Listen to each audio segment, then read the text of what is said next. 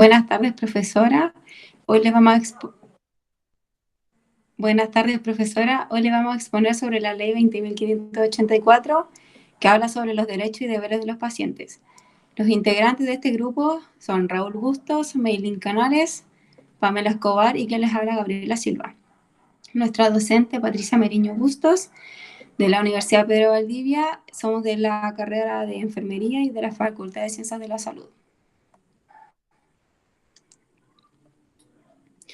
Para introducirnos en el tema, podemos hablar y decir que hace años que se ha conocido que el paciente tiene decisión sobre los procedimientos que se le realizan en él como persona, pero a su vez tiene que él respetar ciertos protocolos, en cierta parte mínima para una correcta atención o una atención eficaz. Pero antiguamente las condiciones eran bastante precarias, lo que hizo que se reclamara por un nivel de sanidad mínima en espacios donde los pacientes debían ser atendidos. Mediante un conjunto de manifestaciones y movimientos fueron los que permitieron que a principios de la década de los 70 se redactara la primera Declaración del Derecho del Paciente, en lo que se incluía medidas y poderes que permitían al paciente tener la capacidad de empoderamiento en su forma de decisiones informadas, fortalecimiento entre paciente y proveedor de salud, y además de mediar la interacción de compañías de seguro médico con el pago del servicio. Acá en Chile, el Servicio Nacional de Salud, que fue creado en el año 1952, con la intención de unificar todos los ámbitos que influían en la salud y a la vez unificar todos los establecimientos que prestaban atención, de cierta manera, a gran parte del país. Luego este se vio reformado, luego del régimen militar, apuntando más a un orden económico, para luego una reorganización del Ministerio de Salud. Se creará el Sistema Nacional de Servicios de Salud, y a alturas del año 2012 se promulgó la Ley 20.584, de la que es la que vamos a hablar ahora, que regula todo lo que son los derechos y deberes que tienen las personas en relación en la atención de la salud. A continuación les presentaremos los deberes y derechos del paciente, dando a conocer cada punto de esta ley, para así tener una atención eficaz y de calidad.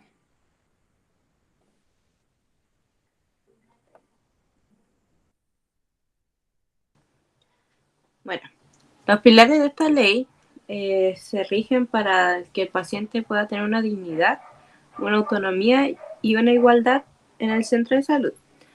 Su propósito es poder lograr el respeto de los prestadores de la salud, los derechos de toda persona y en el marco del otorgamiento de una atención de salud.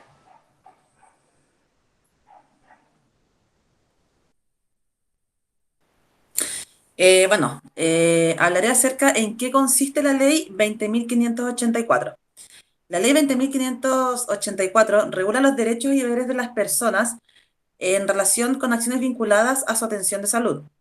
Esta ley entró en vigencia el 1 de octubre del 2012. Alcances de la ley. Las disposiciones de la ley 20.584 se aplicarán a cualquier tipo de prestador de acciones de la salud, ya sea público o privado, y en lo que corresponda. Se aplicarán a los demás profesionales y trabajadores que por cualquier causa deban atender público o se vinculen con el otorgamiento de las atenciones de salud. Para el otorgamiento de prestaciones de salud, todo prestador deberá haber cumplido las disposiciones legales y reglamentarias relativas a los procesos de certificación y acreditación, cuando corresponda. Bueno, se entiende por prestador de salud toda persona natural o jurídica, pública o privada, cuya actividad sea el otorgamiento de atenciones de salud, y los prestadores son de dos categorías. Estas son las institucionales y las individuales.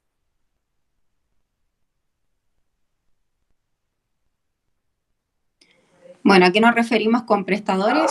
Tenemos a los prestadores institucionales, que son aquellos que organizan en los establecimientos asistenciales medios personales, materiales e inmateriales destinados al otorgamiento de prestaciones de salud, dotados de una individualidad determinada y ordenados bajo una dirección, cualquiera sea su naturaleza y nivel de complejidad. Corresponde a sus órganos en la misión de velar por que los establecimientos indicados se respeten los contenidos de esta ley. También tenemos los prestadores individuales, que son las personas naturales que de manera independiente o dependiente de un prestador institucional o por medio de un convenio con este, otorgan directamente prestaciones de salud a las personas o colaboran directa o indirectamente en la ejecución de estas. Se consideran prestadores individuales a los profesionales de la salud, que se refiere el libro quinto del Código Sanitario.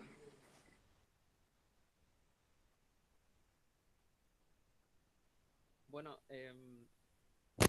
bueno, entonces, tomando en consideración el asunto sobre la fiscalización, o en realidad lo que debería ser quien fiscaliza el asunto cuando la persona en sí sale afectada, es trabajo de la Superintendencia de Salud, que puede y debe valorar por el cumplimiento de los derechos que la ley de derechos y deberes le otorga, haciendo un reclamo a la misma entidad o al mismo prestador de salud, que en este caso están los hospitales, las clínicas, laboratorios, centros médicos, centros de diálisis, etcétera. Y con esto la superintendencia, la superintendencia de salud, en los casos que sean pertinentes, tiene como función velar por el cumplimiento de estas leyes, ya sea mediante una tramitación de reclamos dadas las que se les preste, o mediante distintas fiscalizaciones que se van efectuando al azar. Todas las personas tienen un derecho a reclamar ante el prestador institucional, el que deberá, que en sí tiene que tener un grupo, un equipo de personal que está especialmente especializado y habilitado para recibir estas personas y estos reclamos. Y tiene que contar con todo un sistema de registro y respuestas por escrito y de todo y cada uno de los reclamos que se vayan presentando. Entonces, tomando esto en cuenta, si la persona no recibe una respuesta en los plazos de 15 días hábiles, o si la respuesta en sí no le gusta a la persona, no está como de acuerdo con lo que se decidió, con lo que plantea con lo que plantea el organismo de salud, o de cierta forma no se soluciona la irregularidad por la cual se reclamó en un principio, al prestador institucional, el usuario o paciente podrá recurrir de nuevo a la Superintendencia de Salud, o requerir un procedimiento de mediación con los términos de la Ley 19.966.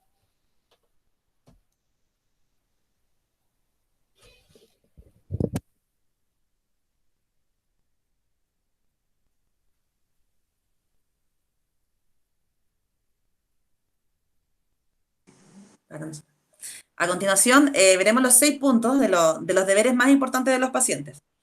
El número 1 es el que tiene que entregar información veraz acerca de su identidad y dirección y enfermedad. El segundo es cuidar las instalaciones y equipamiento de los recintos de salud.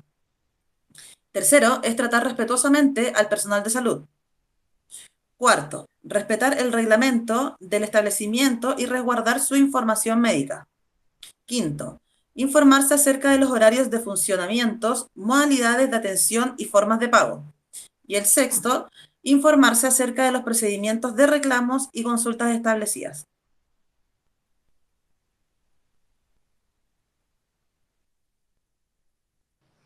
Bueno, los pacientes, como también tienen deberes, también tienen derechos.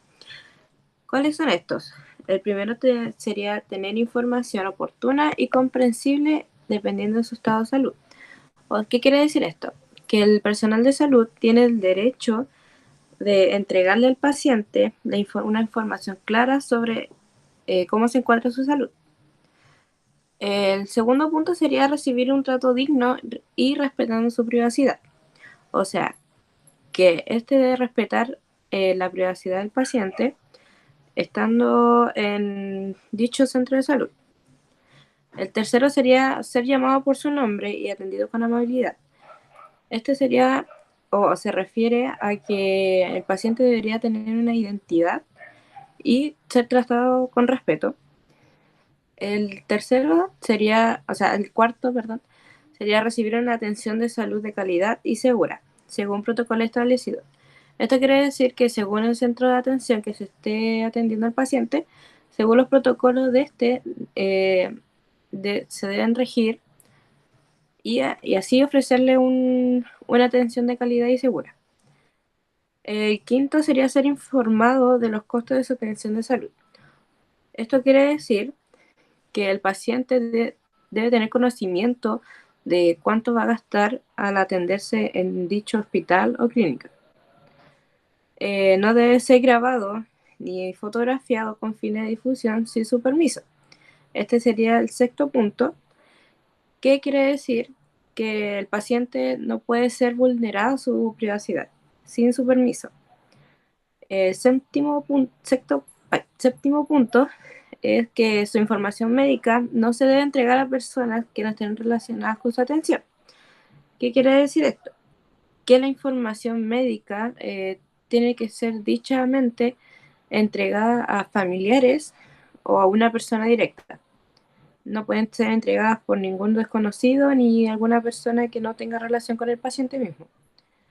Y el octavo sería aceptar o rechazar cualquier tratamiento y pedir el alta voluntaria. ¿Qué quiere decir esto? El paciente puede rechazar cualquier tipo de tratamiento si es que no lo quiere y por esto mismo puede también pedir su alta voluntaria. Y obviamente sería responsabilidad totalmente del paciente. También dentro de los derechos se considera recibir visitas y compañía y asistencia espiritual. Más que nada se da en casos donde las personas están solas o por casos que tiene una religión externa a la que se practica en alguna región, se le facilita una asistencia espiritual, ya sea de la religión que indique. Consultar o reclamar respecto de la atención de salud recibida es por lo que hablaba hace unas diapositivas atrás, que el paciente, o sea, los usuarios están en su derecho de poder reclamar o consultar sobre su atención, ya que la ley empodera al paciente o usuario a tener ese conocimiento sobre lo que se le hizo o lo que se le va a hacer. Em, también tiene su derecho de ser incluido en estudios de investigación científica solo si él lo autoriza. Porque hay casos que se dan mucho en Chile, que son cosas de investigación, en asuntos de investigación. Entonces, de repente se llega a negociar con los pacientes para realizar un estudio de investigación con él, pero siempre tiene que ser con un consentimiento informado hacia él, porque que se considera ilegal hacerlo partícipe de una investigación o algún tratamiento experimental sin darle el conocimiento al paciente. Entonces, para regularizar eso se metió esto en la ley. Donde sea pertinente que se cuente con señalítica y facilitadores de la lengua originaria, que es para que se haga una inclusión a las diferentes... o sea, es que no se tiene que dar como por entendido que todo el mundo sabe español. Entonces tiene que tener una facilitación de lenguaje. Que el personal de salud porte una identificación para que el paciente o el usuario pueden identificar por nombre a la persona y que sepa quién lo está atendiendo, sino que no sea algo como que nunca supo quién lo estaba atendiendo, quién lo ayudó o quién le hizo tal tratamiento. Entonces el paciente siempre tiene que estar enterado de quién lo está asistiendo. Inscribir en el nacimiento de su hijo en un lugar en el lugar de su residencia. Quiere decir que el hijo, o sea, si yo tengo un hijo en una región que justo estaba de paso por ahí y nació en un X región, y yo quiero que sea inscrito con el lugar de nacimiento, pero el lugar de residencia, por ejemplo, que sería Antofagasta y no sería Concepción o Valdivia. Y que su médico le entregue un informe de la atención recibida durante su hospitalización. Quiere decir más que nada que se le informe completamente al paciente qué fue lo que se le realizó, qué fue el protocolo que se utilizó, los pasos a seguir, su prognosis, su pronóstico, su diagnóstico, todo lo que pasó el paciente desde que entró al recinto hospitalario hasta que salió. Entonces el paciente tiene que estar con ese conocimiento para después, si llega a pasar algo, tiene todos los datos bien fundamentados de qué fue lo que pasó en ese momento y qué fue lo que se le realizó. No es como que llegan y no se acuerdan porque no saben, ¿no? O sea, no es que no se acuerden porque pasó mucho tiempo ni nada, sino que porque no le entregaron la información, porque pasa mucho de que hay pacientes que llegan y no tienen ni idea de qué le hicieron. Simplemente llegaron con una solución y nunca supieron qué fue los pasos que siguieron para llegar a ese tratamiento y a ese fin.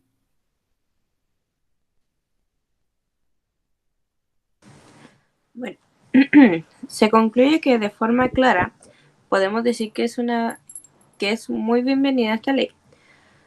Si bien esta fue hecha para atender asuntos que son de mucha importancia, como la autonomía de los pacientes, se debe señalar que no nos queda mucho por delante para tratar lo que significa la humanización de la atención en salud, en la excelencia o por lo menos una estandarización de los cuidados con los pacientes, tanto en el sector público como en el sector privado, en la calidad asistencial y en un profesionalismo médico que abarquen cosas como lo que significa la competencia, pero también los valores de servicio, beneficencia y solidaridad social.